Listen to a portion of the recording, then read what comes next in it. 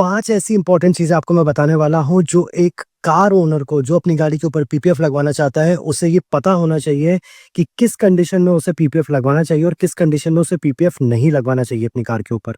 तो चलिए शुरुआत करते हैं इस वीडियो की, जहाँ पे मैं आपको उन टेक्निकलिटीज़ के बारे में बताऊँगा जो आपको सही डिसीज़न लेने में हेल्प करेंगे कि क्या आपको आपकी गाड़ी के ऊपर पीपीएफ लगवाना चाहिए या नहीं।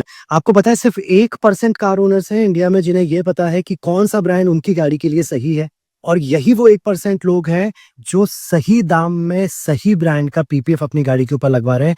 बाकी 99% लोग मार्केट प्राइस से ज़्यादा पैसा दे रहे हैं अपनी गाड़ी के ऊपर पीपीएफ करवाने का। आपने बहुत सारे वीडियोस में देखा होगा यूट्यूब पे, फेसबुक पे, इंस्टाग्राम पे, जहाँ पे लोग पीपीएफ के बारे में बात करते हैं कि पीपीएफ लगवाना चाहिए, नहीं लगवाना चाहिए।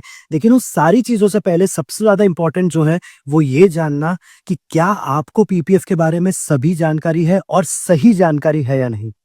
आज गुमराह करने के लिए बहुत सारे लोग बैठे हैं। मुझे नहीं पता जितने भी लोग आज अपना ओपिनियन शेयर करते हैं सोशल मीडिया प्लेटफ़ॉर्म्स पे, उनमें से कितने लोग हैं जो एक्शन में एजुकेटेड हैं पीपीएफ की टेक्निकलिटीज़ को लेकर के। कौन-सा ब्रांड अच्छा है? क्या टेक्निकलिटी है? कितने माइक्रोन्स का पीपीएफ सही होता है गाड़ी पे लगाना? कौन-कौन से ब्रांड्स ऐसे हैं जिनका पीपीएफ पील ऑफ करते वक़्त पेंट भी साथ में लेकर के निकल सकता है? ऐसे बहुत सारे सवाल हैं जो लोगों के दिमाग में आते हैं और बहुत सारा कंटेंट है जो आपको आज यूट्यूब और इंस्टाग्राम पे मिल जाएगा इस बारे में। लेकिन सही जानकारी कितने लोगों के पास है, ये सबसे बड़ा सवाल है और इसी चीज़ का जवाब आज मैं आपको देने वाला हूँ। इसको समझने के लिए थोड़ा और डिटेल में चलते हैं। आज जितने भी ब्रांड्स के पीपीएफ चाइना से इंपोर्ट किए जा रहे हैं, उसमें से मैक्सिमम ब्रांड्स की जो क्वालिटी है वो बहुत ज़्यादा खराब है। व्हिच मीन्स कि आप उसको किस तरीके से टेस्ट करते हैं, पीपीएफ के टेस्ट करने का तरीका क्या होता है, पीपीएफ को कैसे परखा जाए कि ये अच्छे ब्रांड का पीपीएफ हो सकता है या अच्छी क्वालिटी का पीपीएफ हो सकता है, उसका एडेसिव कितना अच्छा है, इन सारी चीज़ों के बारे में जानकारी होना एज़ अ कार ओनर बहुत ज़रूरी है अगर आप पीपीएफ अपनी गाड़ी पे लगवाने का प्लान कर रहे हैं। वीडियो के अंत तक बने रहिएगा क्योंकि आप इस वीडियो के एंड तक आते-आते क्लियर हो जाएँगे कि किन कंडीशंस में आपको पीपीएफ करवाना है, किन कंडीशंस में नहीं, कौन से ब्रांड का पीपीएफ करवाना है, कौन से ब्रांड का नहीं। तो चलिए हम शुरू करते हैं। अगर आप अपनी गाड़ी को सिटी ट्रैवल के लिए ज़्यादा यूज़ करने वाले हैं तो बहुत इंपॉर्टेंट है कि आप आपकी गाड़ी के ऊपर पीपीएफ एप्लीकेशन करवा सकते हैं, बिकॉज़ सबसे पहली चीज़ जो इम्पैक्ट करेगी, जितने ज़्यादा आप क्राउडेड जगह पे जाओगे, उतना प्रोन टू डैमेज आपकी गाड़ी रहेगी, उतना ज़्यादा उस पे एक्सीडेंट होने के चांसेस रहेंगे। तो उन चीज़ों से बचने के लिए, उन स्क्रैचेस से बचने के लिए इट इज़ वेरी इंपॉर्टेंट कि आप आपकी गाड़ी के ऊपर पीपीएफ करवाने का प्लान कर सकते हैं। नंबर 2, अगर आप ब्लैक कलर की कार परचेज़ कर रहे हैं या किसी वाइब्रेंट कलर की कार परचेज़ कर रहे हैं, तो बहुत ज़रूरी है गाड़ी के ऊपर पीपीएफ करवाना, बिकॉज़ वाइब्रेंट कलर्स के ऊपर सॉल मार्क्स जो ख़राब क्वालिटी की वॉशिंग के कारण दिखते हैं, जो ख़राब कपड़े के कारण आ जाते हैं, उन चीज़ों से प्रोटेक्शन आपको पीपीएफ देता है और गाड़ी का जो ग्लॉसीनेस है, जो गाड़ी की ब्यूटी है, उसको मेंटेन रखता है एक लंबे टाइम तक। अगर आपकी गाड़ी 15 से 20 लाख से ज़्यादा की है, तो इट इज़ इम्पॉर्टेंट कि आप आपकी गाड़ी के ऊपर पीपीएफ करवाने का प्लान कर सकते हैं, बिकॉज़ इस पर्टिकुलर पॉइंट से जुड़ा हुआ लास्ट पॉइंट भी है। अगर आप अंडरग्राउंड वाटर का ज़्यादा यूज़ करते हैं अपनी गाड़ी की वॉशिंग के लिए, तो इट इज़ वेरी इंपॉर्टेंट कि आप आपकी गाड़ी के ऊपर पीपीएफ एप्लीकेशन करवाएं, बिकॉज़ ग्राउंड वाटर जो है उसमें केमिकल ज़्यादा होते हैं, उसमें मिनरल्स ज़्यादा होते हैं, and as a result calcium deposit के जो चांसेस हैं, जो खारा पानी होता है, वो आपकी गाड़ी के ऊपर जल्दी डिपॉजिट होता है एजेस वाले पार्ट पे, जहाँ पे प्रॉपर क्लीनिंग नहीं हो पाती, एंड एज अ रिज़ल्ट धीरे-धीरे वहाँ से पेंट खराब होने लगता है और कुछ टाइम के बाद एक पपड़ी के फॉर्म में वो बन के टूटने लगता है और निकलने लगता है आपकी गाड़ी के ऊपर। आखिरी और सबसे इम्पोर्टेंट पॉइंट है ये, इसको एक एग्जांपल की तरफ से समझते हैं।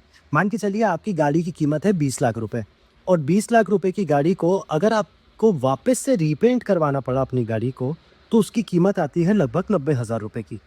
अब गाड़ी को अगर आपको ओरिजिनल शेप में और ओरिजिनल फॉर्म में लेकर के आना है, तो आपको पता है कि आपको 90,000 रुपए का खर्चा करना पड़ेगा और गाड़ी आपकी वापस से as good as showroom look में कन्वर्ट हो सकती है। पर अगर आपने पीपीएफ करवाने का प्लान किया है, तो आपको ये बात को ध्यान में रखना बहुत ज़रूरी है कि वैल्यू फॉर मनी क्या है। 90,000 रुपए का रीपेंट कराना आपके लिए ज़्यादा वैल्यूएबल है या 90,000 रुपए का पीपीएफ कराना आपके लिए ज़्यादा वैल्यूएबल है? इसको इस तरीके से समझना ज़रूरी है। एक सेंसिबल डिसीज़न ये कहता है कि अगर आपकी गाड़ी का रीपेंट कॉस्ट, पूरी गाड़ी का रीपेंट कॉस्ट 90,000 रुपए का है, तो 80,000 रुपए या 70,000 रुपए is a good amount to invest अगर आप आपकी गाड़ी के ऊपर पीपीएफ करवाना चाहते हैं तो। क्योंकि आप उस चीज़ को बचा रहे हो जिसकी कीमत पीपीएफ की कीमत से ज़्यादा की है।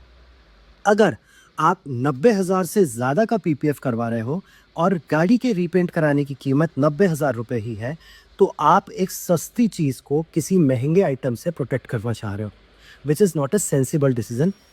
तो ये बात बहुत ज़रूरी है कि अगर आपकी गाड़ी का पूरी गाड़ी का रीपेंट कॉस्ट आपके पीपीएफ के कॉस्ट से ज़्यादा है, तो ही आपको पीपीएफ करवाना चाहिए। अगर पीपीएफ का कॉस्ट आपकी गाड़ी के रीपेंट के कॉस्ट से ज़्यादा जा रहा है, तो वो सेंसिबल डिसीज़न नहीं है, फिर वो शौक है कि हमें कौन-सा ब्रांड करवाना चाहिए, मुझे कितने बेटर ब्रांड के साथ जाना है।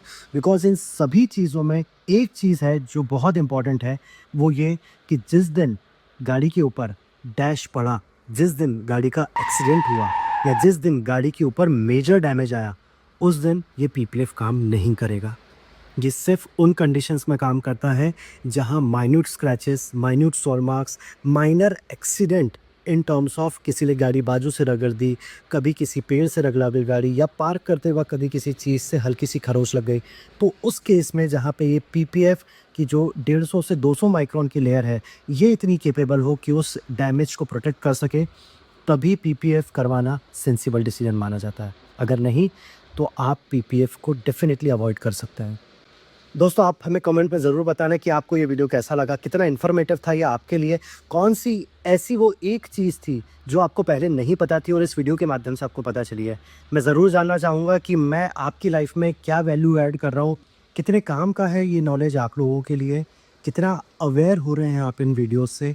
अगर ये इन्फॉर्मेशन आप लोगों के काम की है, बिकॉज़ सही जानकारी ही हमें हमारे साथ गलत होने से बचा सकती है। अगली वीडियो में हम मिलेंगे जहाँ पे हम ये जानेंगे कि कौन सी गाड़ी के लिए कौन से ब्रांड्स अच्छे हैं एंड कौन से ब्रांड्स के साथ क्या क्वालिटीज़ आती हैं। Till then, take care, good bye.